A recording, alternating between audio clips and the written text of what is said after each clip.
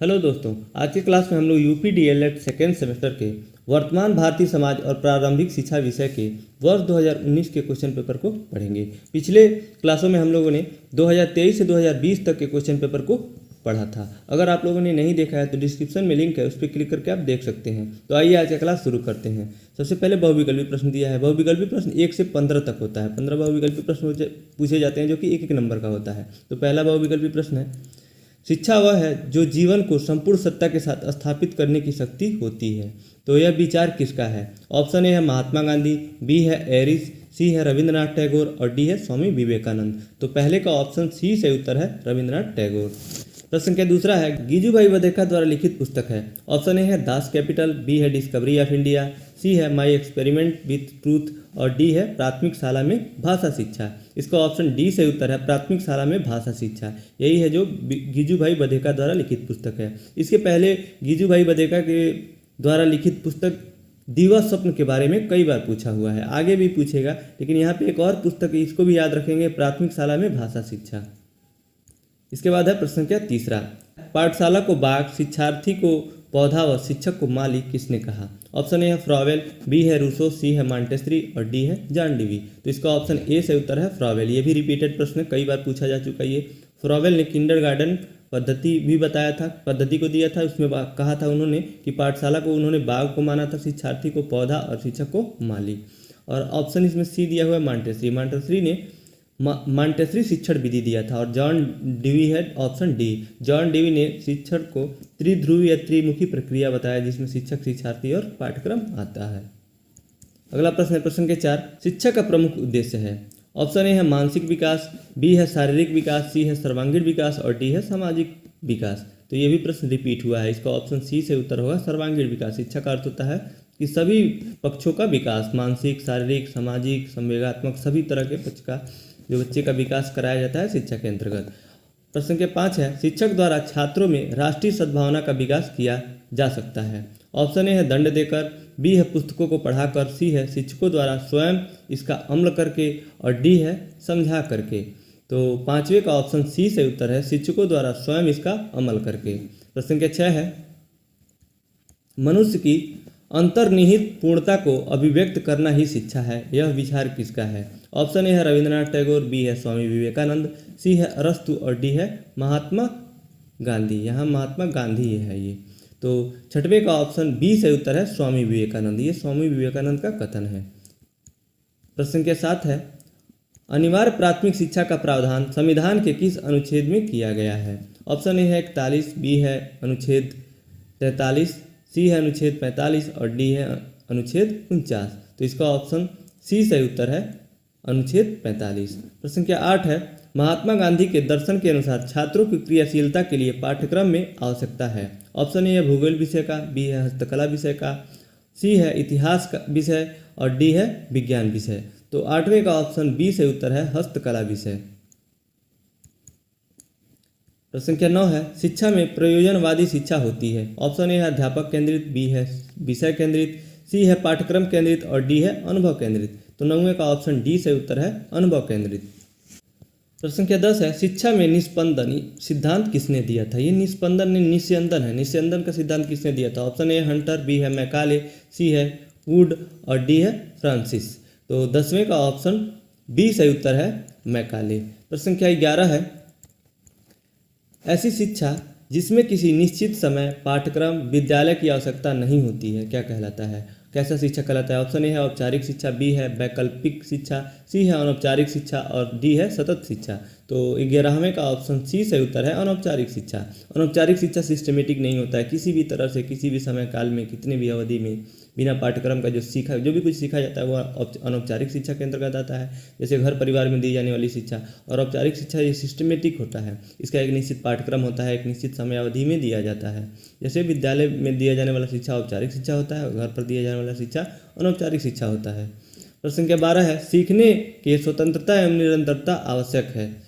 इसका यह विचार किसका है? ऑप्शन ए है फ्रॉवेल का, बी है हल का, सी है डाल्टन का और डी है सिम्पसन का।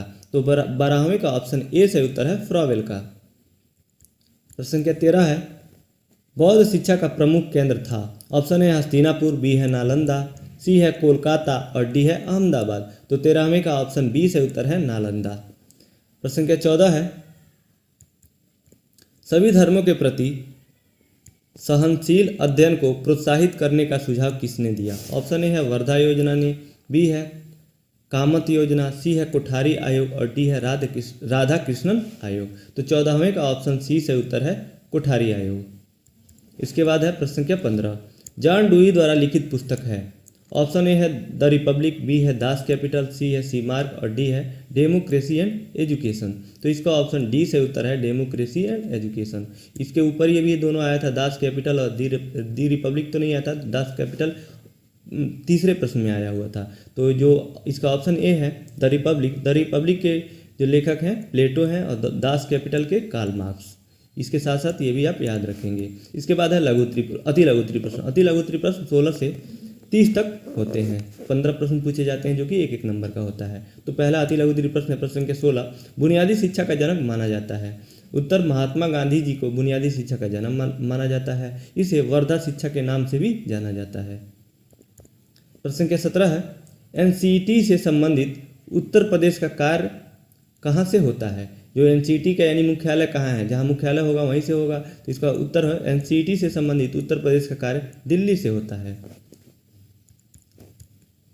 प्रश्न संख्या 18 है, ग्राम शिक्षा समिति का अध्यक्ष होता है। उत्तर, ग्राम शिक्षा समिति का अध्यक्ष ग्राम सरपंच अर्थात ग्राम प्रधान होता है। प्रश्न संख्या 19 है, बौद्धकालीन शिक्षा के प्रमुख उद्देश्य बताइए। उत्तर, बौद्धकालीन शिक्षा के प्रमुख उद्देश्य निम्नलिखित हैं।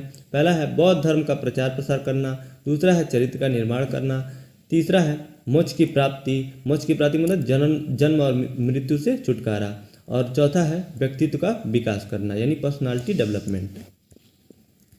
प्रश्न संख्या 20 है, बुनियादी शिक्षा का अर्थ बताइए। उत्तर, बुनियादी शिक्षा का तात्पर्य ऐसी शिक्षा से है जिसमें बालक के संपूर्ण व्यक्तित्व का विकास हो, जिसमें बालक शारीरिक एवं मानसिक रूप से अपना समस्त विकास करे, यानी सभी पक्षों के विकास को, सर्वांगीण विकास को ही बुनियादी शिक्षा कहा जाता है। उसी का अर्थ होता है बुनियादी शिक्षा। इसके बाद है प्रश्न संख्या 21, छात्र छात्राओं में मूल्यों के विकास हेतु कौन कौन से जनसंचार साधन हैं? उत्तर, छात्र छात्राओं में मूल्यों के विकास हेतु टेलीविज़न, चलचित्र, रेडियो, टीवी तथा इंटरनेट आदि हैं। प्रश्न संख्या 22 है, भूमंडलीय ताप वृद्धि किसे कहते हैं? इसी को वैश्विक तापन भी कहते हैं। तो इसका उत्तर होगा ग्रीन हाउस प्रभाव के कारण पृथ्वी की सतह के औसत तापमान में वृद्धि को भूमंडलीय तापन कहा जाता है। इसके पहले ये वैश्विक तापन पूछा हुआ था, यहाँ भूमंडलीय ताप वृद्धि पूछा है, उसका अर्थ एक ही है। इसके बाद है प्रश्न संख्या 23, किन्हीं 4 मानवीय मूल्यों का उल्लेख कीजिए। ये भी प्रश्न रिपीट हुआ है। इसका उत्तर है सत्य, ईमानदारी, आत्मनिर्भरता तथा मानवता इत्यादि मानवीय मूल्य हैं। 4 पूछा था हमने, 4 यहाँ पे बता लिया। प्रश्न संख्या 24 है, जल संचयन का मूल सिद्धांत क्या है? जल संचयन का मतलब जल का बचाव। तो इसका उत्तर होगा जल संचयन का मूल सिद्धांत बारिश के पानी को तालाबों और छोटे जल स्रोतों में जमा करना है और उसका प्रयोग घरेलू कामों में करना या फिर सिंचाई के रूप में करना, जिस रूप में आप उसका उपयोग कर सकें, लेकिन पानी को बचाना है, उसी को जल संचयन कहते हैं। प्रश्न संख्या 25 है, जल प्रदूषण को दूर करने के उपाय बताइए।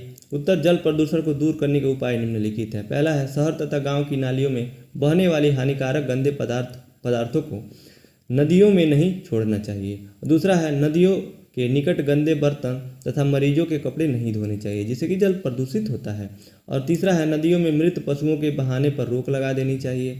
और चौथा है नदी तथा तालाबों में पशुओं को नहलाने और वाहनों को धोने पर प्रतिबंध लगाना चाहिए।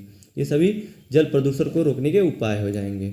इसके बाद है प्रश्न संख्या 26, वैदिक साहित्य में शिक्षा शब्द का प्रयोग किन अर्थों में किया गया है? उत्तर, वैदिक साहित्य में शिक्षा शब्द का प्रयोग विद्या, ज्ञान, बोध और विनय से है। प्रश्न संख्या 27 है, बालिका शिक्षा का आशय बताइए। बालिका शिक्षा यानी बालिकाओं का शिक्षा। तो इसमें उत्तर लिखेंगे, भारतीय परिवेश में बालिकाओं के विषय में शिक्षा की पृष्ठभूमि अत्यंत ही संघर्षों से परिपूर्ण रही है। भारतीय संस्कृति की पितृसत्तात्मक विशेषताएं बालकों की तुलना में बालिकाओं को विकास की कम अवसर प्रदान करती है, परंतु अब बदलते परिवेश में नारी भी पुरुषों के समान शिक्षित हो रही हैं।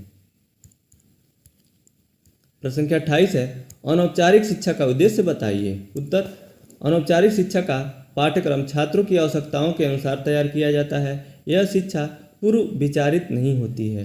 यह पत्राचार, संपर्क कार्यक्रमों तथा जनसंचार के साधनों द्वारा शिक्षा प्रदान की जाती है। यानी औपचारिक शिक्षा उसे कहते हैं। जो घर पर दी जाने वाली शिक्षा वो भी अनौपचारिक शिक्षा होती है। जो डिस्टेंस लर्निंग होता है, जिसका क्लास नहीं चलता है, बस एग्जाम होता है, घर पे पढ़ा जाता है, जैसे इग्नू कराता है डिस्टेंस लर्निंग, उसको अनौपचारिक शिक्षा के अंतर्गत वो आ जाएगा।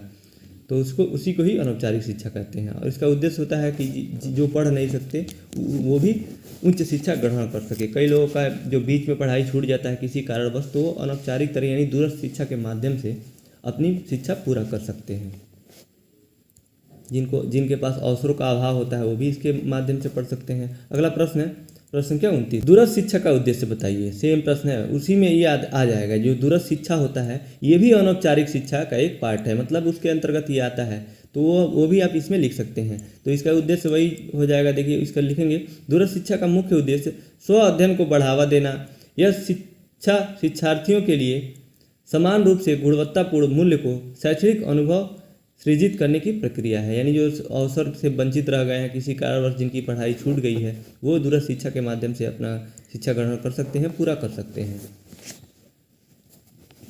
प्रश्न संख्या 30 है, शिक्षा और समाज का संबंध बताइए। उत्तर, शिक्षा समाज एक पीढ़ी द्वारा अपने से निचली पीढ़ी को अपने ज्ञान के हस्तांतरण का प्रयास है। अतः शिक्षा की सुलभता और पर्याप्तता का किसी भी समाज के विकास में योगदान होता है और वह सामाजिक ढांचे को बनाए रखता है।